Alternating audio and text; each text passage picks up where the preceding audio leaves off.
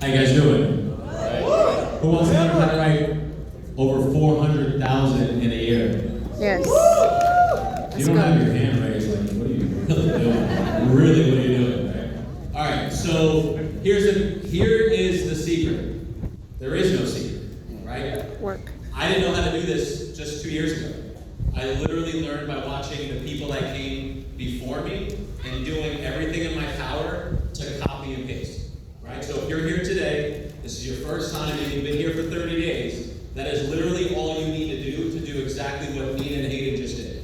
Do what I'm doing, do what any of these people are doing. So no one up here is any special or any different than you. I want you guys to understand that first and foremost, because that is the key to all this. Because if you believe in yourself and you put that activity to work and you have the discipline and consistency, you can unlock freedom here.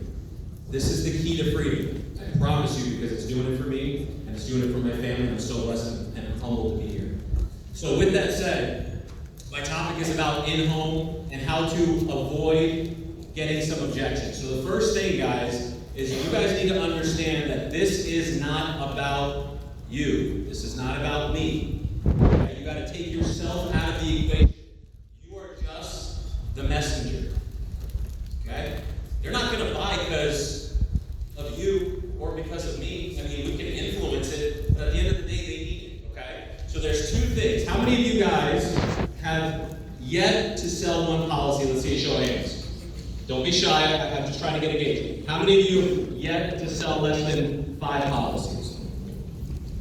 How did the number go down? That's impossible. Wait, what? Like, it's got to be more people. All right, so there's a room full of people that haven't sold policies. All right. So here's the thing.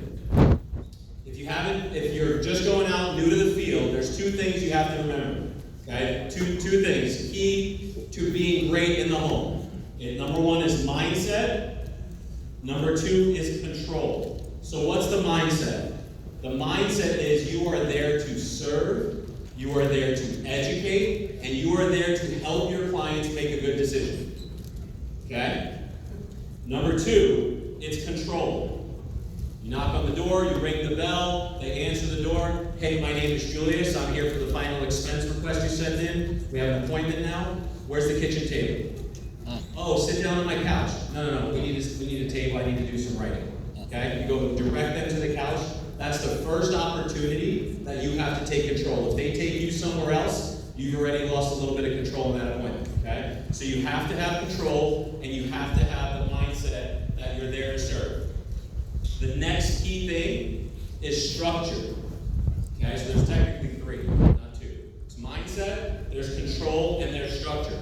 Why do you want structure in your presentation? Because you want to do the same thing every single time, right? If you deviate what you do with one customer to the next, you're not going to have any consistency, right? You guys see these athletes, whether it's basketball, baseball, whatever, but all the greats, do they change what they're doing every day? No. If you're a basketball fan and you like Steph Curry, he's one of the greatest shooters of all time, change the game. What does he do? He works on his shot every single day. And he does the exact same thing every single time. So that's what it's going to take for you to be good here. That's what it took for me to be good here. That's what it took for Nina and Hayden. How do we do it? We watch the trainings, we get the word tracks down, and I'll share with you guys some of my word tracks to help you in your appointments this week. Okay? All right, so the next thing is when you're in the home, your first appointment, your first 30 days, your first 60 days, you do not need to be a product expert. Actually, I don't even want you to know about the products, to be completely honest with you, if you're on my team. Why? Because you're less confused. Because what's going to happen is I need you to be focused on your customer, and I need you to be a good question asker. That doesn't sound right. I need you to be a good interviewer. I need you to ask good questions. Why? Because the first thing that you need to know when you're in an appointment is, hey, Bob and Mary, why did you submit this request? What were you thinking, and who were you looking to protect? If you didn't write that down, you missed the money. That's the money question. Why did you fill out this request? What were you thinking, and who were you looking to protect? And let them talk. Oh, I just wanted to know the numbers. I just wanted to know the price. Well, I'm not here to just give you prices. I'm actually here to get you some coverage. let me ask you this. If you passed away yesterday, what is the next 30, 60, 90 days going to look like for you and your family? And you wait. And they're going to tell you. And if they say they're going to be all right, like, oh, what does all right sound like? What does that look like? And most of them don't have a plan. That's a fact. Most of them do not have a plan. And so now when you sit there and you realize, okay, who's going to take care of all these expenses? How's the mortgage going to get paid? How are they going to replace your income? What did you just do? You just found out their need. You found out why you're sitting there and how you need to help them. Right? And so once you find out the why, you say, okay, great. My job is to help you.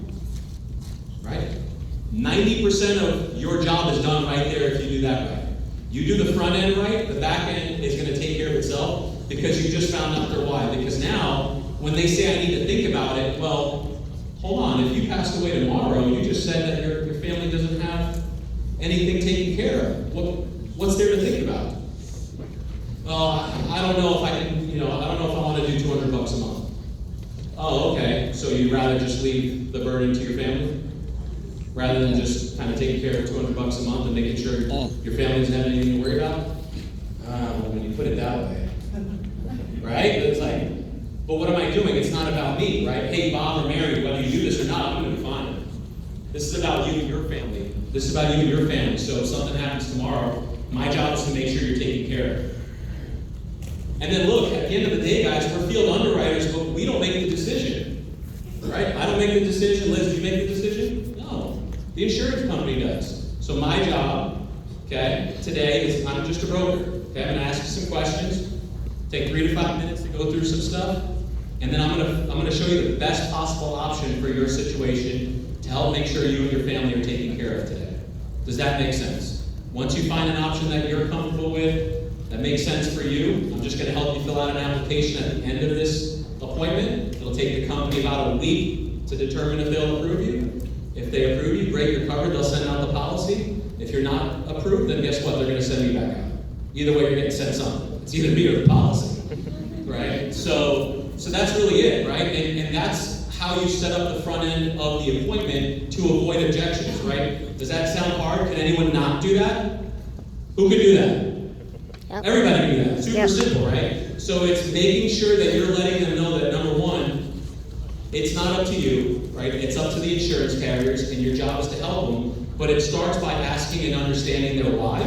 And it also then goes into making sure that you're fitting a solution to their why, so when at the end, if they don't move forward, that why and the questions you've asked on the front end will give you the ammunition to help them make a decision for themselves.